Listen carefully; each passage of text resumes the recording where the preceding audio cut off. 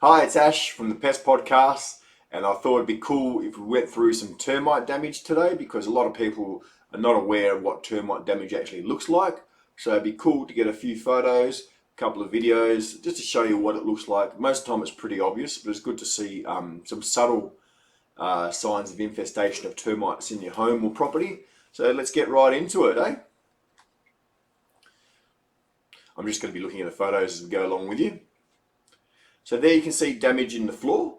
The varnish has been affected underneath. Here you can see a termite moving through underneath the actual varnish. It's only about half a centimetre wide there. That termite is about 3 mils long. It's quite small. You can see just the size of the damage in relation to a set of keys. It's only a few inches, a few centimetres, so it's a good thing to spot early before it gets bigger. There's an obvious sign of termite infestation with the big log there, so you're going to see stuff like that outside whenever you do an inspection. There's termites themselves, what they actually look like. That's soft-bodied workers there. Soldiers have darker heads. That's actually an Nasudi termite. He's got a pointy nose. They usually don't attack your houses. They're West Australian mound-building termites that usually likes grasses. There's more subtle termite damage there. You can see it's been painted over and varnished in a door frame. Now I found that in an inspection for sale, and there's more termite damage that's been covered up in the flooring there. You can see it's been puttied up. Quite obvious. That sort of damage is termite damage. That is not termite damage, that's wood borers. So you can see the striations are quite wide and round and not very deep, as compared to termite damage, which is a deeper, you can see deeper, sharper grooves, a lot more defined, thinner. Borers usually wider and thicker and flatter. So there's a termite worker. You can see the wood in its bum there. Soldiers usually have dark heads. They're only about 2-3 mils long. Depending on the size of termite is how we identify them. So these here are Termites termites. There's another worker termite there working in the wood. This is under the ground. You can see on the wall there the mud built up. That's been broken down over time. That's termite damage to the back of a cupboard there. The little tiny lines about 2-3 mils. That is not termite damage. That is actually spider webs with dirt stuck in it. I had to get up on a ladder to check it real close, but to me that looked like termite damage from down below. So good thing to be aware of. That's obvious termite damage, big massive clump. There's a lot of termites and a large section of the nest is not too far away from there. They've been there a while, you can tell. That's been scraped off the wall in the garage. You can see they've come up the pier. It's a three-dimensional thing in the masonry there, and the little spotted dots on the mudding at the back is a giveaway for termites. That's termites coming up from a wooden door frame. You can see they've only been there for a week. The darker mud tubing indicates it's recent. That's on the other side. That's probably a few days old to a few weeks old.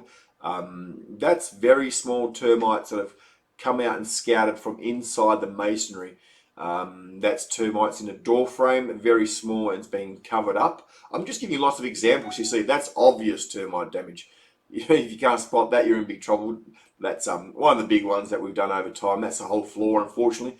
That's a smaller under a subfloor. You can see that's the width of a nail, and that entry point, that little tiny entry point is what did the damage above. So that one little straw is what did the damage to the flooring above. That's a queen termite. That's a queen alate. You can see that have even sized wings. They have 4 wings, 2 pairs of wings, and they're both even. You can see the 2 pairs of wings there, even. The word termites, the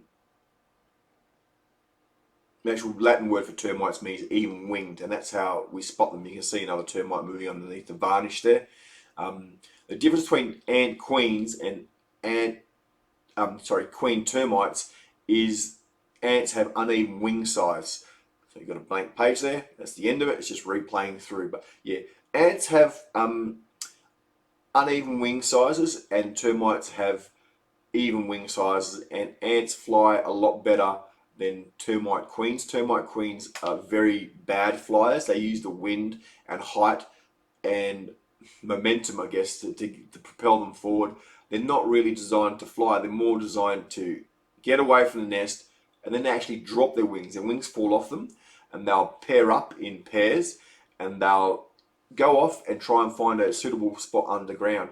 Now, I'd say 99% of those couples die off within the first 5 years that it takes to set up a colony, but It's good to know where queen termites are flying from. They usually come from a hole in the ground. It's called a flight cut. So it could be in a tree, a little flight cut in a tree, or a flight cut in the ground. Basically a hole in the paving is the way most people see it. Or in a warmer winter's day when it's a bit wet, you start flying out in their thousands. Especially when I was up in Kalamunda one time, I was flying through and it was coming right down the hills, about 10 kilometres of termite queens all the way down, and most of them would of course get eaten by birds and taken out by the environment and their predators, but there's still millions of flying termites. It's quite a sight to see, especially in West Australia. It made the news quite a few times. So you've seen termite damage, you know what to look for now. Most of the times it's pretty obvious. You're looking for termites in the back of your bathroom cabinet or underneath your kitchen cabinet, mainly in the garage and sheds, or outside. If you can stop them before we get to the house, it's a good way to do it. But other than that, I guess you've seen what termites look like now. So any problems, you can give us a call on 0430099430. Otherwise, you can check us out online at antipesto@westnet.com.au on the email. Otherwise, we've got our website, of course. But that's Ash for the Pest Podcast, just showing you a bit of termite damage, and I'll speak to you next time. Hey.